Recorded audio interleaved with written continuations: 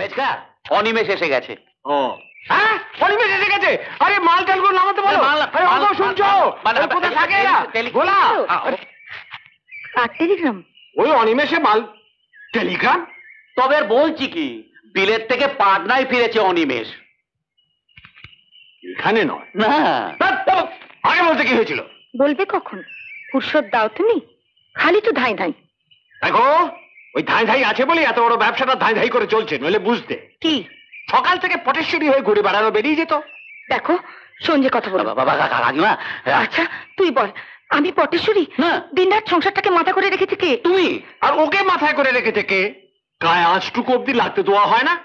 তুমি তুমি সে তুমি বাধ্য। কেন? কোন বাড়ি মেয়ে এনেছিলে মনে নেই? কাকিমা। আর আমার বাড়ি ফেল না। মেজকা থাক, ভাড়ে কি ছিল আমার জানা আছে। ঠিক আছে, ঠিক আছে।